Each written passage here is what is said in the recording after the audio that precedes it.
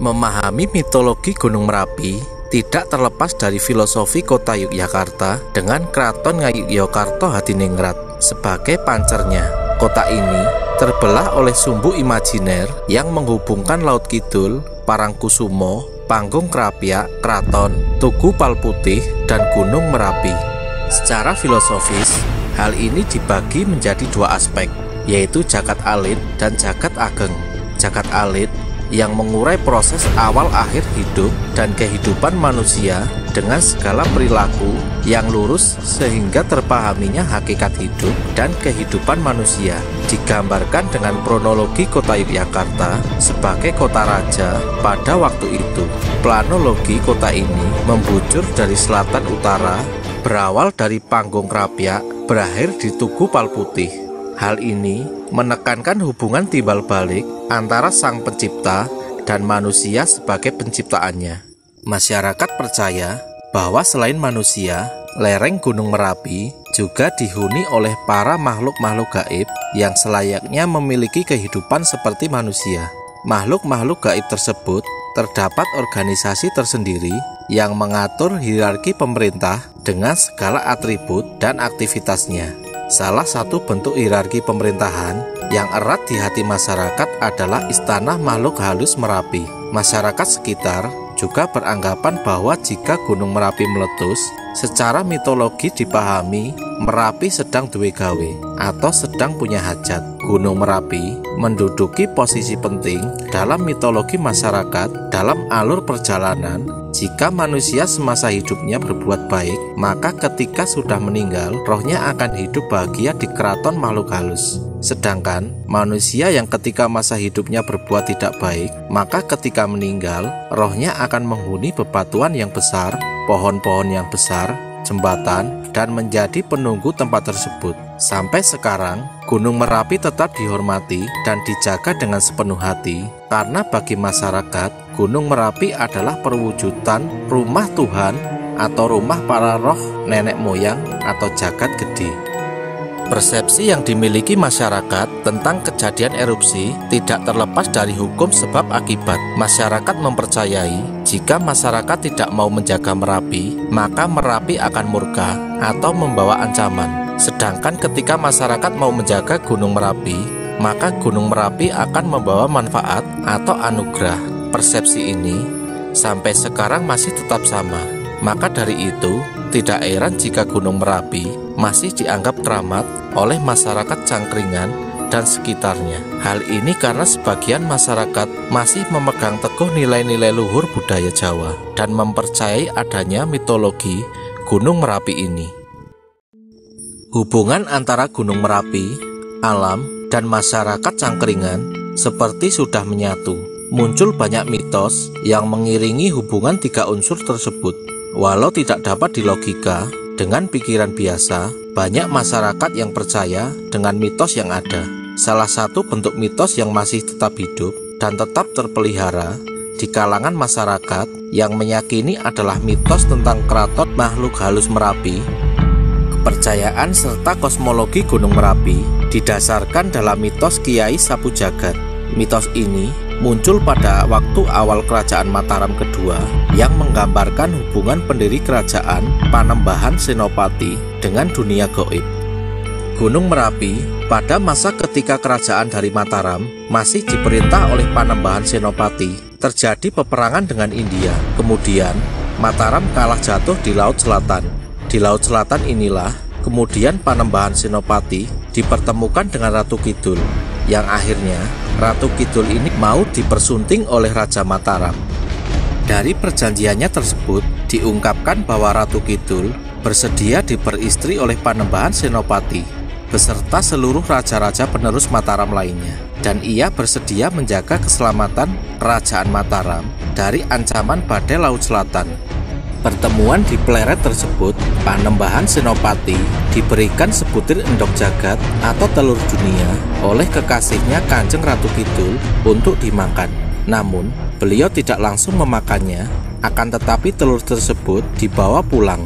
Sesampainya di rumah, telur tersebut diberikan kepada Ki Jurutaman, seorang abdi dalam yang dikenal sangat setia kepada Panembahan Senopati.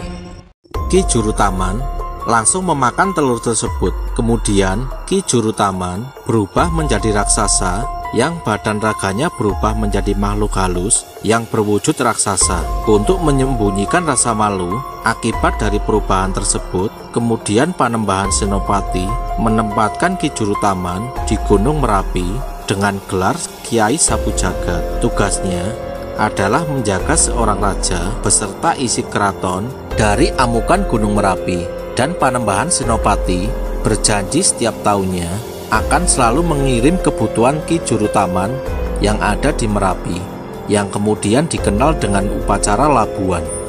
Akibat dari legenda Kiai Sapu Jagat adalah perjanjian bahwa Keraton Mataram Yogyakarta bertanggung jawab untuk memberi sesaji kepada para makhluk halus yang bertempat tinggal yang lain dalam kosmologi manusia.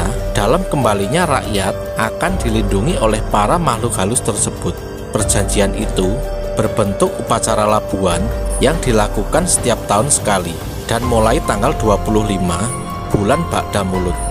Selain pemimpin di Keraton Gunung Merapi, juga terdapat beberapa tokoh atau danyang yang menjaga Gunung Merapi, seperti Nyai Gadung Melati. Sesuai dengan gambarnya, warna Gadung Melati atau warna hijau pupus adalah warna kesayangan Nyai Gadung Melati yang bertugas memelihara sekitar Gunung Merapi. Nyai Gadung Melati adalah tokoh yang paling terkenal dan dicintai oleh masyarakat. Dia berperan sebagai komandan pasukan makhluk halus dan tinggal di Gunung Wutoh, pintu gerbang utama Keraton Merapi. Tokoh ini bertugas memelihara kehijauan tanaman di Gunung Merapi. Tokoh makhluk halus yang lainnya adalah Eyang Sapu Jagat yang tinggal di Pasar Bubrah di bawah kawah dan berperan mengatur keadaan alam Merapi. Eyang Sapu Jagat adalah kunci penentu meletus atau tidaknya Gunung Merapi. Eyang Sapu Jagat memiliki anak buah seperti Kiai Kerinci Wesi dan Branjang Kawat. Maka setiap labuan keraton ditunjukkan kepada Kiai Sapu Jagat beserta underbonnya. Eyang Sapu Jagat kita maknai sebagai kawah lava.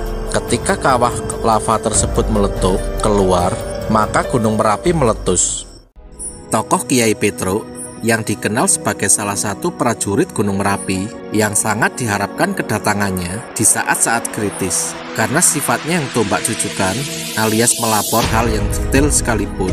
Melalui mimpi, ia akan menjelaskan bagaimana caranya menyelamatkan diri saat Merapi membuang kotorannya. Ketika Kiai Petruk keluar, trompet dibunyikan atau masyarakat mengenal dengan suara gemuruh gluduk-gluduk-gluduk. Hal ini menandakan Gunung Merapi akan meletus. Kiai Sapu Angin yang bertugas mengatur kecepatan angin. Ketika Gunung Merapi meletus, masyarakat melihat tanda-tanda dengan arah angin karena ini berpengaruh dengan awan panas yang akan bergeser ke sebelah mana. Pada tahun 2006, arah angin Gunung Merapi menuju ke timur, sehingga ketika terjadi letusan di tahun 2006 lebih mengarah ke Klaten, sedangkan tahun 2010 arah mata angin menuju ke selatan, yaitu ke Cangkringan Yogyakarta. Ini sebagai tanda masyarakat mengetahui arah letusan Gunung Merapi. Tokoh makhluk halus yang bertugas mengatur cuaca dan udara di Gunung Merapi bernama Eyang Megantara, yang kadang menampakkan diri sebagai seorang yang berkendara kuda. Itu sebabnya dalam upacara labuan di Keraton Yogyakarta diselipkan seperangkat pakaian kuda bernama Kiai Cekak Tidak. Dimaknai oleh masyarakat, ketika Gunung Merapi berstatus waspada, maka suhu akan naik, sehingga masyarakat harus segera mengambil tindakan. Ada beberapa tokoh lainnya yang dipercayai sebagai pejabat Keraton Makhluk Halus Gunung Merapi bernama Kiai Kartodimejo. Dia disebut sebagai pembawa pesan dari Eyang Gunung Merapi kepada warga masyarakat atau sebagai Menteri Penerangan. Makhluk halus ini dipercayai sangat akrab dengan warga Gunung Merapi, sebab tugasnya menggambarkan segala aktivitas Keraton Gunung Merapi, juga menjaga keselamatan ternak masyarakat.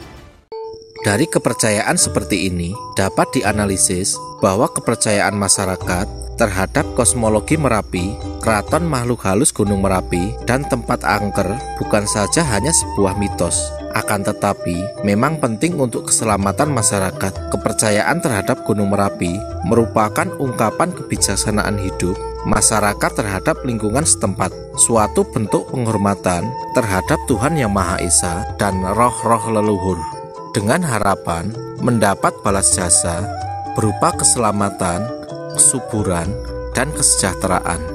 Makna yang bisa dipetik adalah bahwa alam merupakan ciptaan Tuhan yang harus kita jaga dan kita hormati. Seperti halnya manusia, alam juga memiliki hasrat ingin dimengerti dan ingin dihormati. Ada hubungan timbal balik antara alam dan manusia. Ketika alam menyediakan semua, manusia selayaknya harus mau menjaga dan melestarikan alam, agar alam tidak murka terhadap manusia.